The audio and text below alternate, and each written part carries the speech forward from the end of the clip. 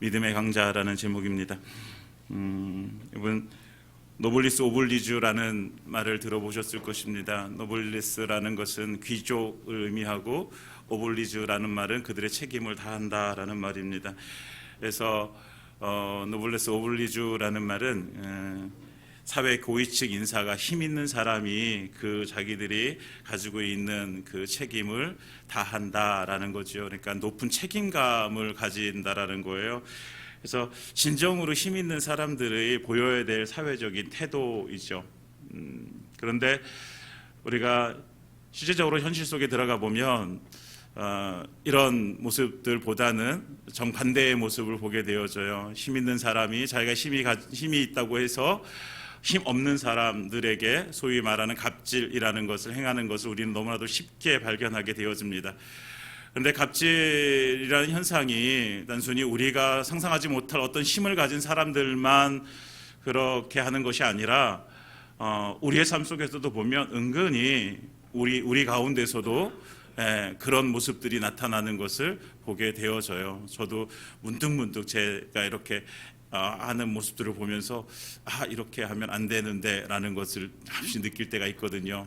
그러니까 갑질이라는 것은 어떤 특정한 힘을 가진 사람들의 그 일이 아니라 사회 전반적으로 우리가 다른 사람들보다 내가 조금 더 힘이 있다고 생각되어질 때에 우리의 그 본성 가운데서 나타나는 모습입니다. 그러니까 강한 사람이 담당해야 될 몫이 아까 말씀드린 노블레스 오블리주라는 그 책임감을 다하는 것인데, 그런데 우리는 힘이 있다고 해서 다른 사람들을 좀 억누르고 다른 사람들을 깔보고 얕보고 하는 그런 모습들이 우리에게 나타난다는 것이죠.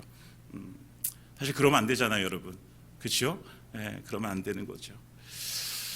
그래서 하나님께서는 오늘 우리 믿음의 사람들에게 그 믿음의 사람 속에 믿음의 그 삶 속에서 강한 사람이 어떻게 삶을 살아가야 되는지에 대해서 우리에게 오늘 로마서 15장을 통해서 말씀해 주고 계십니다. 믿음의 세계 속에서 강자의 역할은 무엇일까? 15장 1절에 이렇게 말씀하고 있어요. 믿음이 강한 우리는 이라고 시작하죠. 믿음이 강한, 믿음의 강자라는 거예요. 믿음의 삶 속에서도 함께 믿음의 공동체를 이루고 있는 이 예배 공동체 안에서도 누군가는 믿음이 조금 더 강한 사람이 있고 누군가는 조금 약한 사람이 있다라는 것이에요. 그래서 믿음이 강한 사람, 그럼 이 당시에 이 로마서가 기록될 당시에 아니면 예수님 당시에 믿음이 강한 사람들은 누구였을까? 첫 번째로 예수님을 따라다녔던 12명의 제자들이 믿음에 강했어요. 그들이 비록 예수님 살아계실 동안에는 실패하고 그랬지만, 그런데 성령이 임하고 나서 그들은 완전히 바뀐 사람이 되어졌죠. 그래서 믿음의 강자가 되어지고, 거기에 함께 있었던 120명의 제자들도 함께 성령을 경험하고 그리고 믿음의 강자의 역할을 감당하게 되어집니다. 이뿐만이 아니라 이 로마서를 기록한 사도 바울 역시 다메섹 도상에서 예수님을 실제적으로 체험하고 나서 그들은 믿음의 강자가 되어집니다. 믿음의 강자들은 그 당시에 그런 모습이었어요. 그러니까 어떤 상황에서도 흔들리지 않는 그 믿음의 사람들이었죠. 순교를 당할 그때에도 예수를 부인하지 않았던 사람들이게 되어지죠.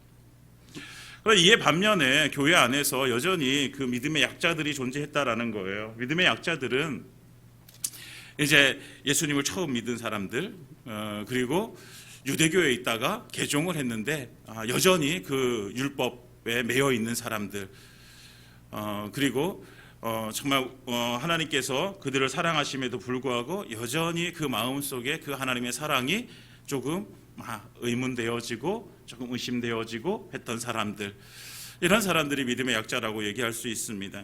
그러니까 교회 안에서도 이런 믿음의 강자들과 약자들이 함께 섞여 있는 곳이죠. 마찬가지로 모든 공동체 안에는, 모든 사람들이 모여지는 곳에는 우리 교회도 마찬가지로 믿음이 좀 강하신 분들이 계시고 믿음이 약하신 분들이 계세요. 그럴 때에 믿음이 강한 사람들이, 그 강자들이 해야 될 일을 하나님께서 말씀해 주십니다. 첫 번째, 오늘 우리에게 말씀해 주시기를 믿음이 강한 우리는 마땅히 믿음이 약한 자의 약점을 담당하라 라고 이렇게 말씀하고 계세요. 믿음의 강자는 믿음이 약한 자의 약점을 담당해 주어야 된다라는 것이죠. 14장을 시작하면서 바울은 음식에 관한 이야기가 나와요. 음식에 관한 이야기를 하는데 14장 1절 2절에 이렇게 말씀하고 있습니다. 믿음이 연약한 자를 너희가 받되 그의 의견을 비판하지 말라. 어떤 사람은 모든 것을 먹을 만한 믿음이 있고 믿음이 연약한 자는 채소만 먹느니라. 그러면 3절에 먹는 자는 먹지 않는 자를 업신여기지 말고 먹지 않는 자는 먹는 자를 비판하지 말라. 이는 하나님이 그를 받으셨음이라. 아멘. 이렇게 말씀하고 있어요. 그러니까 우상에게 바쳐진 고기, 그 당시에 시장에 나오는 고기들의 대부분은요, 우상에게 바쳐진 고기가 시장에 나와서 팔리게 되어지는 것입니다. 그러니까 그 고기를 먹는 자체가 우상의 재물을 먹게 되어지는 것인데, 어떤 사람들은 그것을 먹어도 뭐 특별히 내 믿음에 상관이 없어라고 여기는 사람이 있는 반면에 그것에 대해서 거부하는 사람도 있게 되어지죠. 근데 여기서 먹는 사람 먹지 않는 사람 없인 여기지 말고 먹지 않는 사람은 비판하지 말아라 라고 말씀하고 있어요. 그러니까 모든 것이 믿음에서 난 것이지 그 먹고 마시는 문제에 대해서 특별히 그거에 대해서 우리가 상관하지 말라라고 말씀하시면서 23절에 모든 것은 결국 믿음으로 하면 되는 것이고 믿음을 따라 하지 않는 것이 죄라고 말씀하시는 거예요. 그러니까 먹고 마시는 문제가 아니라 그것을 믿음으로 했느냐 안 했느냐의 문제인 거죠. 그래서 우리가 하나님께서 우리에게 말씀하신 먹는 자는 먹지 않는 자를 업신여기지 말아라. 야, 이제 믿음이 약해가지고 그것도 못 먹어. 아이고, 이러지 말라라는 거예요. 그리고 먹지 않는 사람은 먹는 사람에 대해서 야, 저게 믿음이 조금 강하다고 저렇게 막 뽐내고 뭐 재수 없어 이렇게 하지 말라라는 거예요. 이 비슷한 예가 고린도 교회에서도 찾아볼 수 있잖아요. 고린도전서 8장에 보면 우상에 바쳐진 재물에 대해서 나와요. 사도 바울은 그 우상에 바쳐진 재물에 대해서 역시 마찬가지로 먹어도 오케이, 안 먹어도 오케이, 괜찮아라고 말하고 있죠. 그런데 사도 바울이 이런 말을 하게 되어집니다.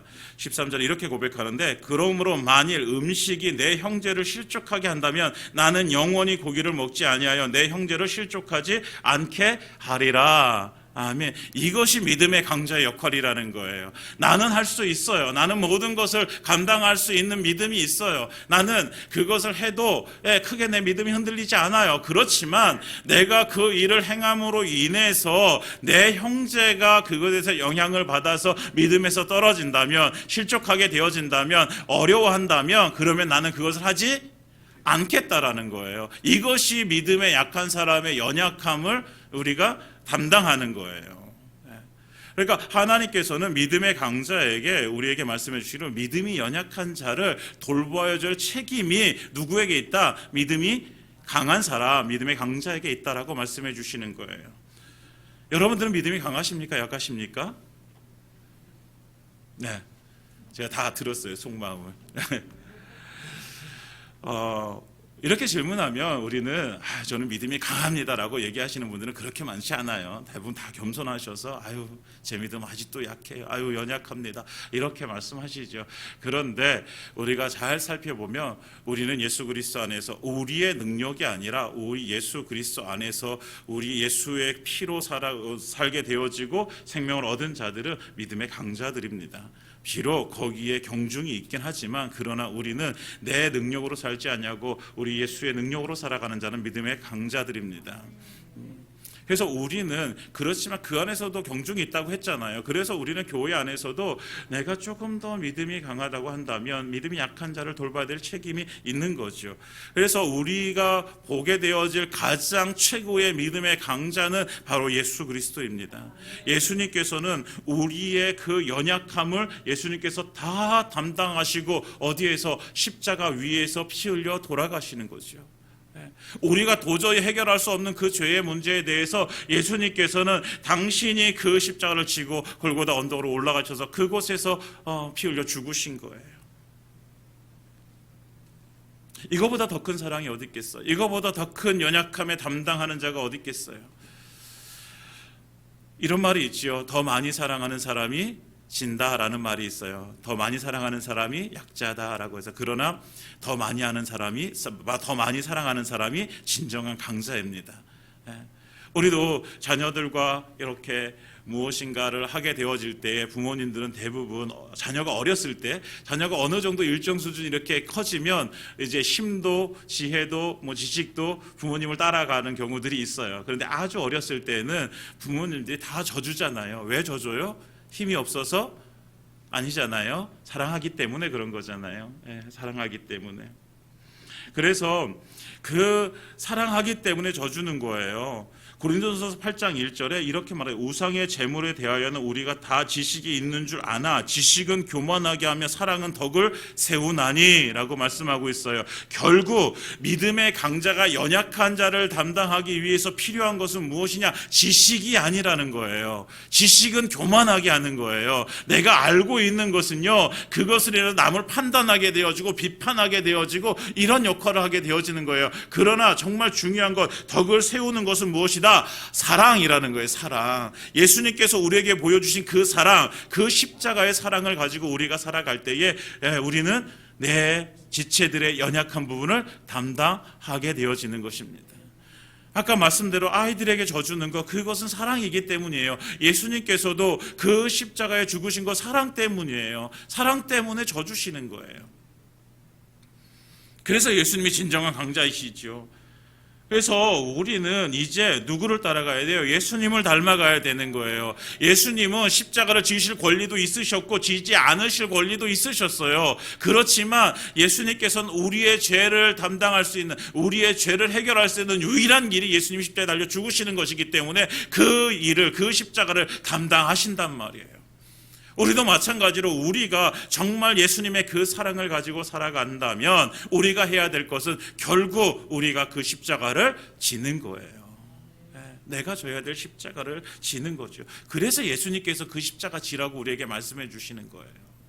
다른 의미가 아니라 너 고난 가운데로 걸어가야 돼. 너 좁은 문으로 들어가야 돼. 단순히 우리가 고난과 고생길로 하나님께서 우리를 보내시는 것이 아니라 무엇하시라고? 예수님께서 보여주신 그 사랑을 우리의 삶 속에서도 그대로 보여주라고, 그 연약한 사람들을 너희가 담당해 주라고 우리에게 하나님께서는 그렇게 십자가를 지라고 말씀해 주시고 좁은 문으로 들어가라고 말씀해 주시는 거죠.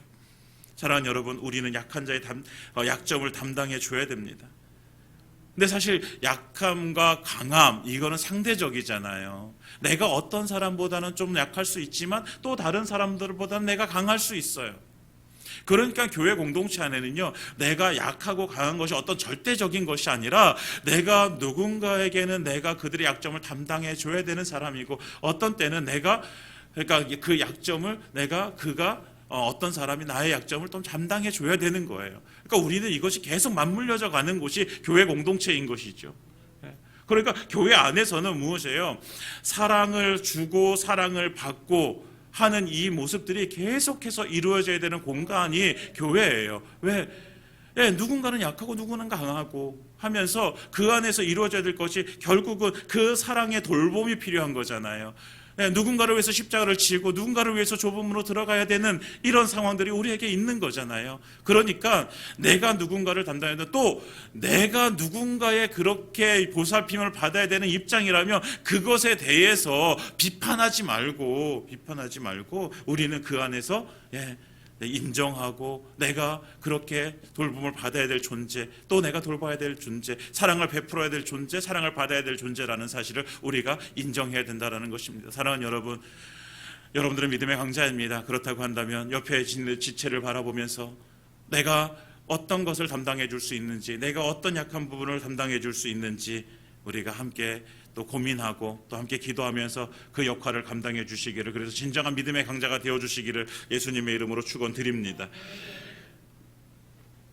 두 번째는 하나님께서 우리에게 그 다음에 이렇게 말씀해서 자기를 기쁘게 하지 아니할 것이라 우리 각 사람이 이웃을 기쁘게 하되 선을 이루고 덕을 세우도록 할지니라 라고 말씀하고 계십니다. 두 번째 믿음의 강자가 해야 될 역할은요, 이웃을 기쁘게 하는 일이에요. 이웃을 기쁘게 하는 일.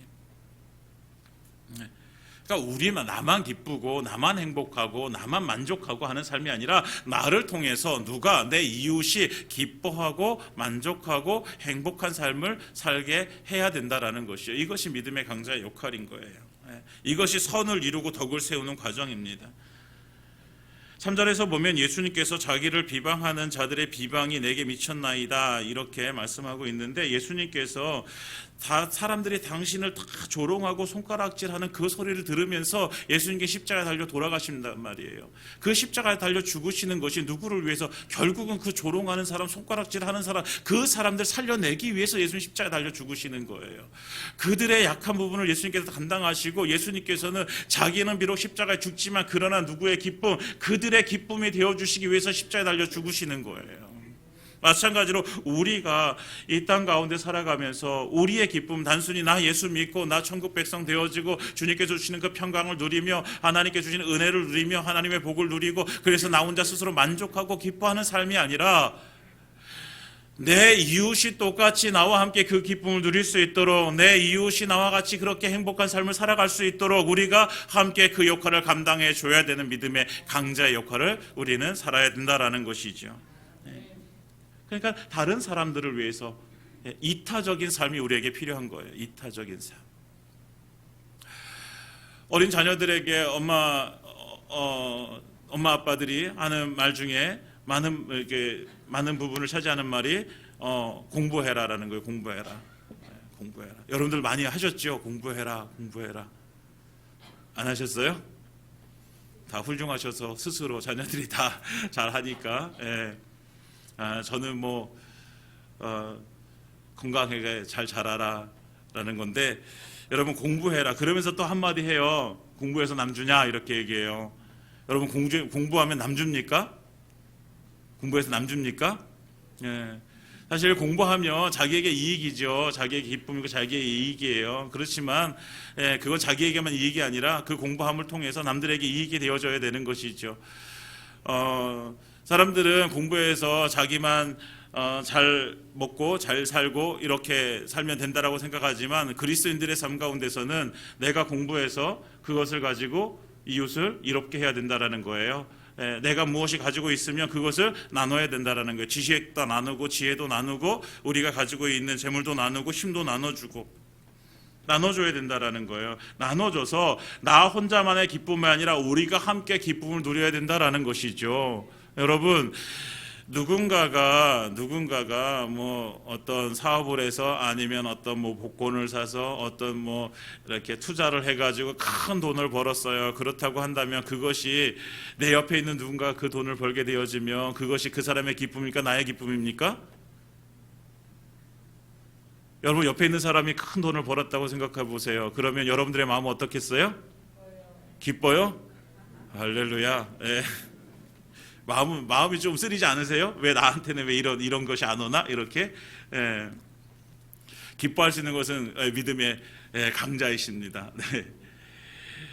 여러분, 우리는 대부분 남들이 옆에서 잘 된다고 하면요 은근히 배가 아파요.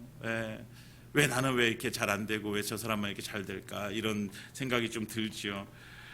그런데 만약에 그가 그렇게 잘 되어졌을 때, 쉽게 말해서 우리가 그 사람이 돈을 많이 벌었을 때 그 돈의 일부를 나에게 이렇게 떼어준다고 생각해 보세요. 그러면 함께 기뻐할 수 있는 거잖아요. 마찬가지로 우리의 삶 가운데 내가 믿음이 있고 그 믿음이 강하고 그래서 내가 어떤 것들을 내가 나눠도 충분히 그 믿음으로 감당할 수 있게 되어진다면 내 기쁨만이 아니라 내 이웃에, 내 주변에 있는 사람들이 함께 기뻐하게 되어지는 것이죠.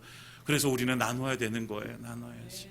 여러분들에게 있는 것이 무엇입니까? 그것을 나눠주시기 바랍니다. 나누시기 바랍니다. 그러면 이렇게 생각해요. 그러면 힘도 나누고 지식도 나누고 돈도 나누고 다 나눠주면, 목사님 나는 뭐 먹고 살아요? 나는 뭘 가지고 살아요? 사랑하는 여러분, 우리의 삶을 채워주시는 것은 내가 가지고 있는 것이 아니라 하나님께서 우리 가운데 필요를 채워주실 줄 믿습니다. 예수 믿는 사람들의 그 믿음은요 실제적인 삶 가운데서 이루어져야 되는 것이죠.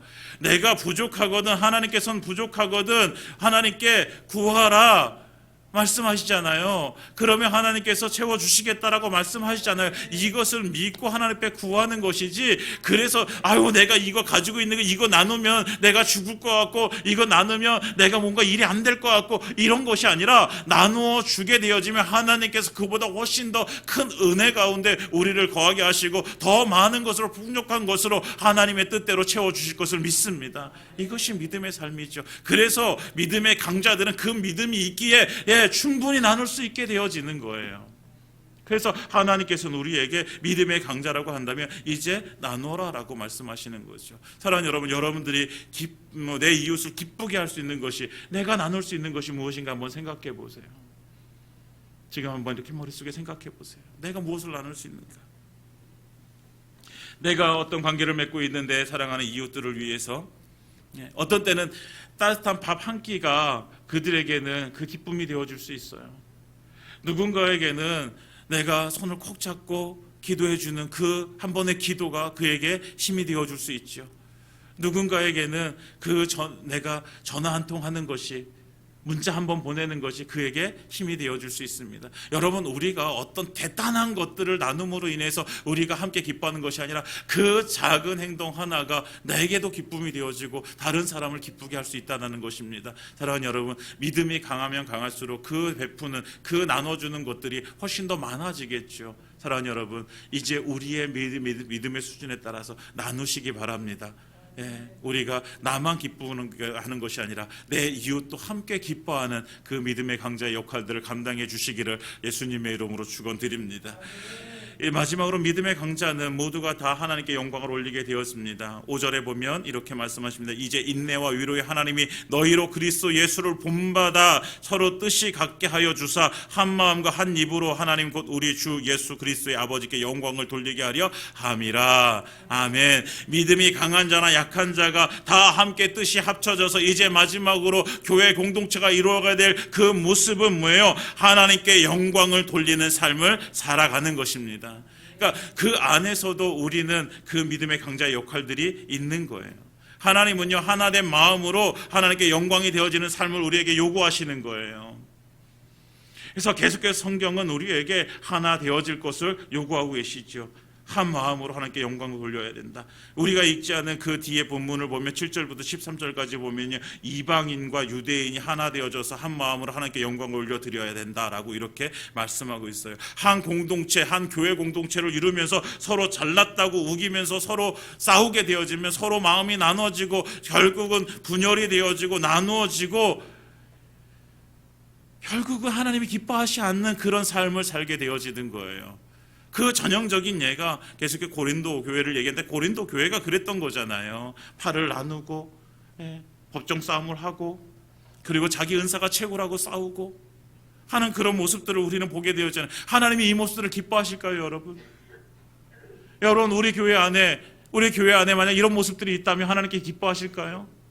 기뻐하지 않으시잖아요. 이것이 하나님께 영광이 되어져야 안 되잖아요. 교회는 하나님이 기뻐하시는 공동체에 대해요. 우리가 기뻐하는 것이 아니라 하나님이 기뻐해요. 그런 하나님이 기뻐하시는 공동체는요, 우리도 함께 기뻐하게 되어져 있어요. 그런데 우리는 때때로 내가 기뻐하는 공동체를 만들려고 하는 거죠. 나만 좋으면 되는 거예요. 나만 기쁘면 되는 거죠. 여러분, 내가 기쁘다고 해서 하나님이 기뻐하시는 건 아니에요. 그것이 일치되진 않아요. 일치되어질 때도 있지요. 그렇지만 우리가 가장 일치되어지는 하나님이 기뻐하시는 것을 내가 함께 기뻐할 때에 그것이 일치가 되어지는 것입니다. 그러니까 내가 기뻐하는 공동체, 내가 만족하는 공동체, 내가 행복한 공동체를 만드는 것이 아니라 하나님께서 기뻐하시고 행복하신 그 공동체를 만들어가야 되는 것이 바로 우리의 역할이고, 그것을 담당해야 될 사람, 믿음의 강자들의 역할이 그 안에서 크다는 것이죠. 그러니까 우리는 계속해서 하나님이 기뻐하시는 공동체를, 교회를 만들어 가야 되는 거예요. 믿음의 강자들이 이때 필요한 거예요. 서로 뜻이 같게 하고 하나된 마음이 되어지고 한 입으로 하나님을 기쁘시게 하는 삶을 위해서, 여러분, 누구나가 다 자기들이 한 사람 한 사람들이 다 자기가 가진 생각들이 다 있어요. 여러분, 우리가 어떤 일이 우리 교회 안에 이제 결정되어질 때 우리가 서로 한 사람 한 사람 다 이야기를 들으면요, 다 각기 다른 의견들이 있을 수 있어요. 다양성이에요. 괜찮아요. 왜 자기 의견들은 괜찮아요. 그렇지만 그 의견들이 있을 때 우리가 무엇을 해야 돼요? 하나님께 기도해야 되죠. 하나님께 기도해서 하나님의 정말 원하시는 뜻이 무엇인지 알아야 돼요. 그렇다고 한다면 우리가 그것에 대해서 우리가 어떤 것을 결정할 때에 때때로 누군가는 그 자기의 의견들을 포기하게 되어질 때도 있다라는 거예요. 누군가는 자기의 권리를 포기해야 될 때도 있어요. 그 포기해야 될 때 누군가가 내가 가지고 있는 의견들을 내가 이제 포기되어져야 될 때, 이때의 믿음의 강자들의 역할이 여기에 필요한 거죠. 내가 정말 교회 공동체 안에서 내가 믿음이 조금 강하고, 내가 조금 더 교회 안에서 영향력이 있고, 내가 교회 안에서 내가 어떤 힘을 가진 자라고 한다면 우리는 먼저 나 자신을 내려놓아야 되는 거죠. 내가 내려놓아지고, 그리고 다른 사람들이 그 말에 경청하고 그 사람들의 의견이 받아들여지고, 그래서 정말 아름다운 교회가 세워질 수 있도록, 여러분 어떤 일들을 우리가 이렇게 하다 보면요, 사실은요 틀리게 말하시는 분이 아무도 없어요. 다 하나님의 교회를 위해서 말씀하시고, 다 교회 공동체를 좋게 하시기 위해서 다 말씀하세요. 누구 하나도 어떤 교회 공동체를 깨트려 버리기 위해서 그렇게 말씀하시는 분 아무도 없어요. 그렇다고 할 때에 누군가가 내 의견을 포기해야 된다면 그것은 믿음의 강자의 역할들이라는 것이죠. 내려놓게 되어지는 것. 그래서 정말 하나님의 교회가 정말 하나님이 원하시는 그 뜻이 이루어질 수 있는, 하나님께만 영광이 되어지는 그 교회 공동체로 만들어져 가게 되어져 있습니다. 사랑하는 여러분, 우리는 믿음의 강자들입니다. 그래서 우리는 내가 포기되어지고, 그래서 다른 사람들의 정말 하나님 앞에서 세워지고, 그래서 아름다운 교회 공동체, 모두가 다 건강하고 모두가 다 믿음의 강자의 역할을 감당할 수 있는 그런 교회가 되어지기를 예수님의 이름으로 축원드립니다. 그래서 우리 교회는 하나님께 영광이 되어지는 것, 이것이 제1의 우리의 목적이에요. 하나님의 영광이 되어지는 것. 어떤 일을 하거나 중고옷을 많이 모아가지고 그것을 갖다가 팔아도 그것이 하나님의 영광이 되어지고, 우리가 주일 전에 목장마다 나와서 청소하는 것도 하나님의 영광이 되어지고, 모든 것들이 다 하나님의 영광이 되어지는 삶. 우리는 함께 교회를 세워가야 되는 사람들입니다. 여러분, 우리는 함께 남춘천 교회를 세워가야 될 사람들이에요. 어떻게 해요? 건강하게 세워가야 돼요. 아름답게 세워가야 돼요. 하나님께서 보시기에 정말 아름다운 교회 공동체가 되어져야 되는 것이죠. 주님께서 주신 사명을 이루는 교회 공동체가 되어져야 돼요. 그러기 위해서 사랑하는 여러분, 여러분들이 믿음의 강자들입니다. 그래서 여러분들이 이 역할을 감당해 줘야 됩니다. 나보다 조금 더 힘들고 어려운 자, 나보다 좀 믿음이 약한 자, 그 연약함을 감당해 주시기 바랍니다. 여러분 스스로 여러분만 기뻐하는 삶이 아니라 정말 교회 공동체 안에 하나님의 뜻이 이루어져서 나만 기쁜 것이 아니라 내 모든 옆에 있는 지체들이 함께 기뻐하는 교회 공동체를 만들어가 주시기 바랍니다. 그리고 마지막으로 함께 우리가 내려놓음으로 인해서, 내가 조금 더 내려놓음으로 인해서 함께 교회 공동체가 하나님께 영광이 되어지는 그런 은혜의 교회, 우리 교회가 되어지기를 예수님의 이름으로 축원드립니다.